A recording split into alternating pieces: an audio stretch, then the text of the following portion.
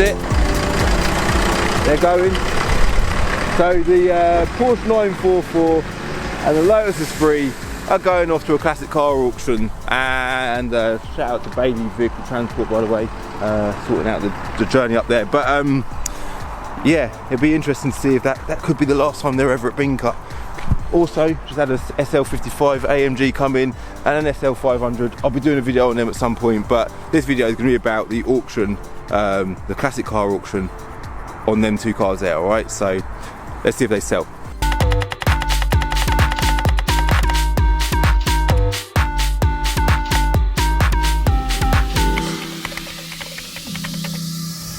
Right, so we're a couple of days on now, and on the M1 heading north to Warwick. Is it Warwick? Somewhere up north. I don't know where it bloody is. Just stuck in the sat nav. I'm in the Audi S3 as well, by the way. I've been pretty much daily driving this car for the last few days because I like it, I suppose. So yeah, classic cars. I'm not expecting this video to get a crazy amount of views. It might do really well, you never know. But my channel is not really about classic cars, but it is about car trading. So classic cars are quite an important subject in the car world, I think. Now I'm not actually a massive classic car fan, if I'm honest. I appreciate classic cars. I like them. I like looking at them. Part of my motive for going here today is I want to see some nice classic cars. But sort of pre-90s cars, I would say, are I mean, they're nice. They're very good things to buy if you get the right one.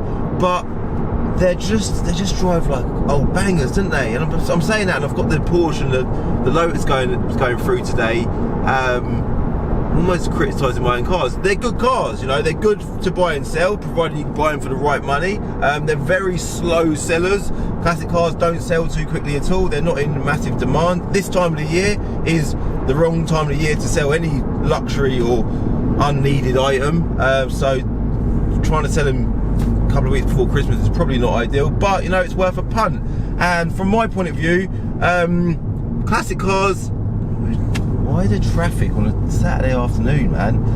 I'm going to be late, by the way. I'm definitely going to be late. The auction starts at 12. I've got about an hour and a half drive, and it's 11:15. So hopefully we get to see the cars go through.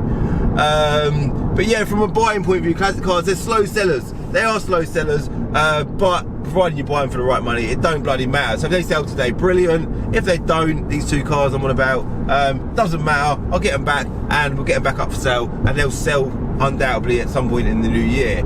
And yeah, 90s cars, I think like mid-90s, that's when cars begun getting really good. And I think when I say that, I think of cars like the Escort Cosworth, the sort of early to mid-90s. Even later on in the 90s, the new Ford Focus come out, or the very first Ford Focus come out. When that car came out, that ain't a classic car, I know, but I remember the ST coming out, that nice sort of blue colour, and it weren't a massively high performance car, it wasn't nothing too exciting, but it was a really modern car, everything was really nice, and cars have definitely moved on by that point. And then they obviously done the Focus RS, that was a seriously special car, it had the wide arches and that. And then we headed into the 2000s, that sort of era, and the E46 M3 was released, and cars then begun getting really good. And I suppose if you buy a classic car, a pre-90s classic car, you're not going to get much use out of it. You're not going to daily drive it, you're not going to use it very often at all. The guy in the van's just staring at me like I've got you know, like I'm on stage or something. I suppose I am on a YouTube stage, like, but you know, you can feel people staring at you sometimes. It's really awkward. But I've completely forgot what I was talking about now. Daily driving a classic car. You don't want to daily drive a classic car because they're not nice things to drive, but an E46 M3 is a good daily driving classic car. You can daily drive that car because it's modern enough and usable enough. That's what I was saying. Now, the one classic car that me and Leon owned, and I kind of wish I never sold it, was our Lotus Colton, and it's the only car I've ever thought, do you know, I shouldn't have sold that car. And the reason was because it was Cat C It had done over 100,000 miles. I put it up for sale, nobody wanted to buy it. It was like, didn't get no phone calls, no interest, nothing. Nobody was interested in that car whatsoever, and couldn't sell it. In the end, I got an offer on it. I thought, you know what, he can have it, and I let it go. Most people would say, well, why the hell do you want to keep a high mileage categorised Lotus Cult or any car? It had no service history either. It was a wrong one of a car, but I grew up with nothing, right? I know I'm banging on a little bit, I'm on the road, I'm trying to do a journey and trying to make it exciting for myself. But I grew up with nothing, and I love things that are good value for money. I mentioned it in the E-Class video. When you've got a car that's high mileage, that's affordable because it's high mileage, for example, you're driving a nice car for little money. And that Lotus Colton, who can ever say they ever owned a Lotus Colton? And I did. There was a lot of catches with it, but it was a nice car. So yeah, that's my theory on classic cars. So I'm heading, like I say, up north, gonna go see how these cars get on. Hopefully I get to see the 2 cars go through and I'm not too late. It's gonna be an interesting day. We'll check out some cars. Who knows, I might end up buying something, I don't know. But it'd be nice if these 2 cars sell, because then I ain't got to pay to get them recovered back to Binker. You know, it saves me a bit of money there. But yeah, I'll check back in with you when we arrive at the car auction, alright? See you in a bit. Is this it? This is it. We're here, man. Look, so the auction today is part of Silverstone Car Auctions. Yeah, they're quite a big brand. They do big, like, high-end car auctions at like the NEC and stuff. So it's the same company, but the auction that we're at today is like the lower end of cars. Yeah, so sort of, I think, sub 50 grand cars. But mission getting here, man. It's like nearly 1 o'clock now. I'm very late. But you know, I'm here. Doesn't look like there's much going on here, does it? What the hell? I'm absolutely baffled. Where is the car auction? Have I got the right day? One of them rush days today, definitely rush. I got up and I wanted to do the Christmas tree with Kai. Right, so do you know what you're doing? We got the green? Green, so the green's got to go. So we've got green here, and then we've got to match green to somewhere around here, yeah? Yeah, there. Somewhere around.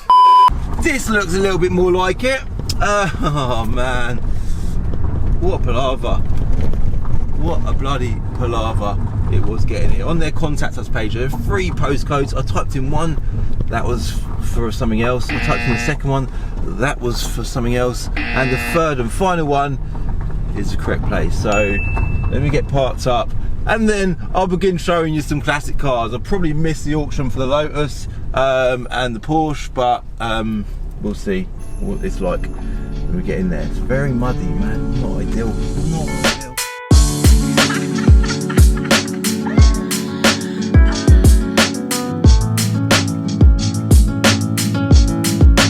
Anger has a place in all of this.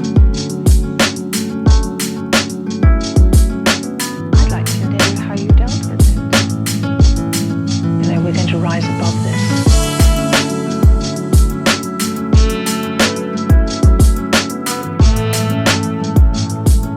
There's the Lotus then.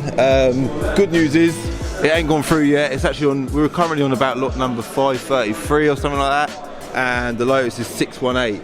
I've not actually found the Porsche yet. I'll go in for a little wander in a second, go and see if I can find that. But let me just quickly talk to you about the Lotus. So when it's come in, I've done videos on it and just showing you guys what work I had done to it. It is a mint car. It was fully resprayed before we bought it, so the bodywork's tidy. We've had the wheels refurbed. It's got new tyres on it, and then we had the whole interior sort of resprayed, all the leather refilled and all the cracks sorted out. So it is a tidy example. It drives really well. The engine was actually rebuilt as well. It's got a full new exhaust system from Lotus as well, so it's as good as they got. It's 2.2 4-cylinder turbo engine, drives really well. And over here, look, if I show you, estimated between 15 and 18,000 pounds. You see at the top just there, so nice little appraisal. So we'll see how well that gets on. I'll go for a little wander to see if I can find a Porsche as well, but so far so good. A lot of cars are sold, so yeah man, let's go for a little wander.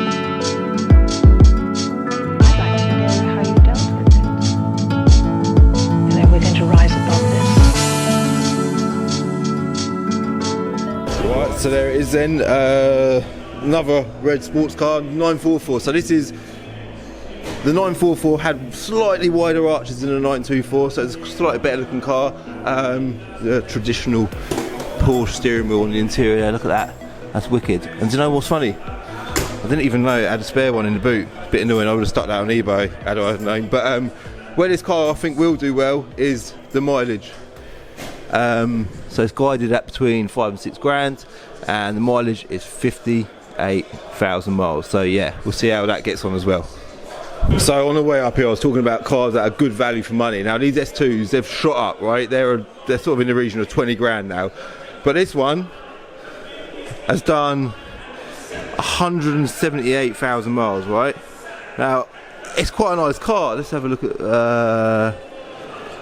2.2, it's a 5-cylinder turbocharged engine, wicked car, and it's guided between 8 and 10 grand. Obviously like a low mileage one is going to be in the region of 20 grand, but that's a cheap way to own an Audi S2. And the interior, see if it's open.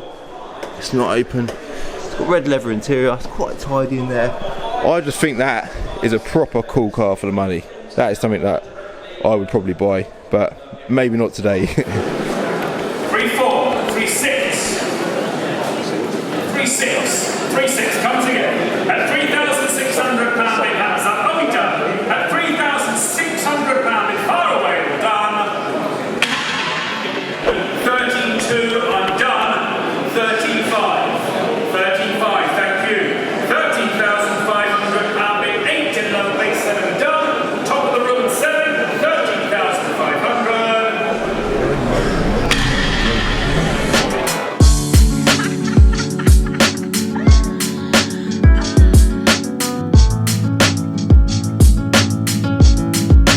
Anger has a place in all of this.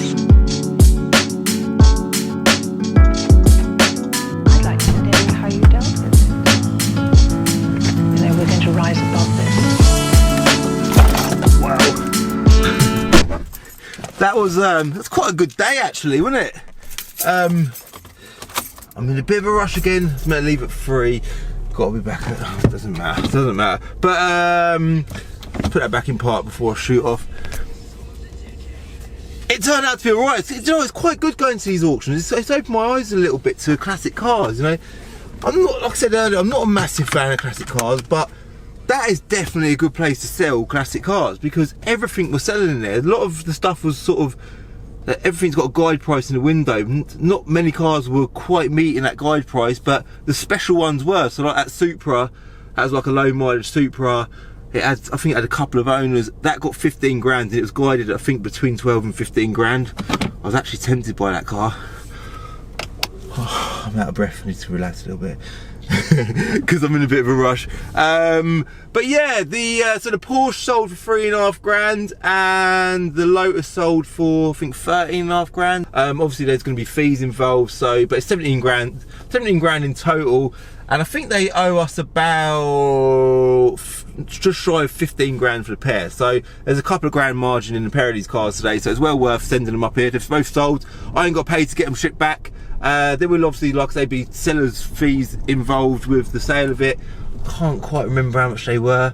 Not much at all though. Buyers' fees are where you pay at an auction, like you pay a premium for buyers' fees because, you know, they've done the work for you. It's worth paying a buyer's premium, isn't it? But it goes to show as well that certain things sell better when they're put in front of the right audience. So these cars have been on eBay, you know, a bit of a broad audience, loads of buyers on eBay, but lots of people are like, I might buy that car. They give them time to think and they end up just not buying it. Whereas you put these certain types of cars in a classic car auction with loads of classic car buyers, they're all fighting over buying them. So yeah, they've both sold. I've had a good day. I'm in a bit of a rush. I didn't buy anything, but I was very tempted by a few cars. If I'm honest, I just want to sell a few cars, get through Christmas and get back on it in the new year now. So I'm going to end the video here, going to get my sat nav on, head home. But thank you very much for watching. I hope you liked the video.